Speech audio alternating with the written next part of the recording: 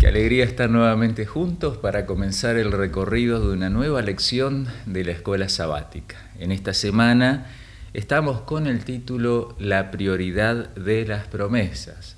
Recordando el marco más amplio, el título del trimestre, el Evangelio en Gálatas. Continuamos recorriendo los textos de la palabra de Dios en la carta a los Gálatas. Y para esta semana tenemos como versículo especial, versículo para memorizar, el que está en Gálatas 3:18, porque si la herencia es por la ley, ya no es por la promesa, pero Dios la concedió a Abraham mediante la promesa.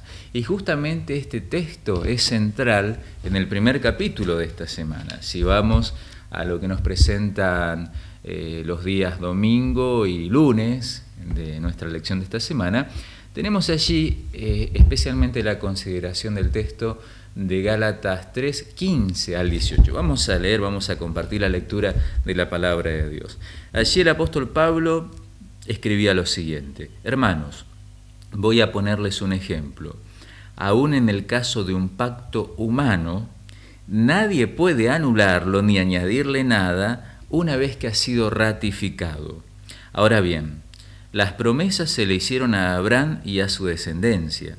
La Escritura no dice y a los descendientes, como refiriéndose a muchos, sino y a tu descendencia, dando a entender uno solo, que es Cristo. Lo que quiero decir es esto: la ley, que vino 430 años después, no anula el pacto que Dios había ratificado previamente. De haber sido así, quedaría sin efecto la promesa. Y entonces se agrega en el versículo 18, el texto que recién leíamos: si la herencia se basa en la ley y ya no se basa en la promesa, si la herencia se basa en la ley, ya no se basa en la promesa, pero Dios se la concedió gratuitamente a Abraham mediante una promesa. Pablo se estaba anticipando aquí en este pasaje de su carta a los Gálatas a un posible argumento que podría aparecer y que de hecho apareció desde el reclamo de los maestros judaizantes, como hemos visto desde el principio de este trimestre, aquellos que enseñaban que la salvación no podría ser solo por la fe. Era demasiado simple. Hacía falta de alguna manera ciertas obras de obediencia para ganarse la salvación. No como resultado de la salvación, que es distinto, sino para ganarse la salvación. Entonces Pablo aquí se anticipa a un argumento que podría aparecer de parte de los maestros judaizantes, y es esto de que, bueno, sí, Abraham recibió la justificación por fe, ¿sí? Por fe en la promesa de Dios, pero más o menos 4 siglos después, Dios da la ley en el Sinaí, y entonces a partir de allí la salvación, la justificación ya no sería simplemente por la fe, sino por esta ley que Dios le da a la descendencia de Abraham. Pero Pablo aquí está enfatizando claramente este punto. Dios no altera sus promesas. Dios no cambia su palabra. Dios es fiel a su palabra.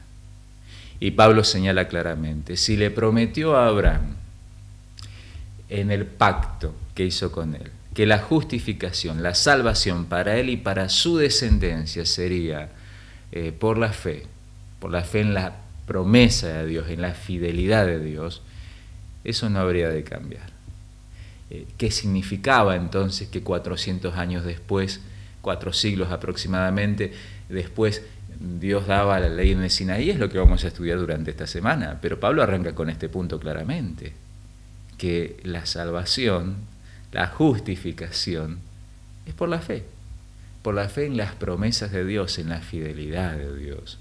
Y entonces, el día lunes, a continuación de esta introducción, nos plantea un punto clave: tanto énfasis que Pablo hace en que la salvación es por la fe y no por las obras de la ley, e insiste permanentemente, no nos podría llevar a este punto de decir entonces olvidémonos de la ley, está anulada, está descartada. Bueno, claramente podemos mirar, y eso es lo que nos presenta el estudio del día lunes, el desarrollo paralelo a Gálatas 3 que Pablo hace en Romanos capítulo 3. Y allí, si vamos un momento a Romanos capítulo 3, tan solo consideremos este texto clave que nos presenta la lección de hoy. Romanos 3:31. Quiere decir todo esto, Pablo viene hablando de su desarrollo en Romanos capítulo 3, que es paralelo al de Gálatas 3. ¿Quiere decir todo esto que anulamos la ley con la fe? ¿Cuál es la respuesta clara, contundente del apóstol Pablo? De ninguna manera, más bien confirmamos la ley. Y la lección de hoy explica muy bien esto citando dos párrafos que leo a continuación. El plan de la justificación por la fe revela cómo respetó Dios su ley cuando fijó y proveyó el sacrificio expiatorio. Si la justificación por la fe invalidase la ley, entonces no habría habido necesidad de la muerte expiatoria de Cristo para liberar al pecador de sus pecados y restablecer su paz con Dios. Además, la fe genuina implica en sí misma una disposición sin reservas a cumplir la voluntad de Dios mediante una vida de obediencia a su ley. La fe verdadera, basada en amor pleno por el Salvador, solo puede inducir a la obediencia. Dos elementos claves. Si la ley hubiese sido anulada, no hubiese sido necesario un sacrificio para cumplir las demandas de la ley, como fue el sacrificio del mismo Hijo de Dios, el único que podía cumplir perfectamente y poner a nuestra disposición, imputarnos su justicia, darnos su justicia. Y segundo, la verdadera fe nos lleva a querer cumplir la voluntad de Dios. Fe es entrega, y si nos entregamos a Dios, querremos ser obedientes, y ese es el lugar que tiene la ley como resultado de haber sido justificados y no como un medio para ser justificados. Pero esto es lo que vamos a desarrollar más durante la semana. Reflexionemos, cerrando el tema de hoy. Dios cumple su palabra no cambia. Así como le prometió a Abraham en su pacto la salvación por la fe, hasta hoy el Señor ha mantenido su palabra. Podemos hoy y siempre confiar en las promesas del Señor. El Señor no dejará que falten sus promesas para tu vida y para la mía.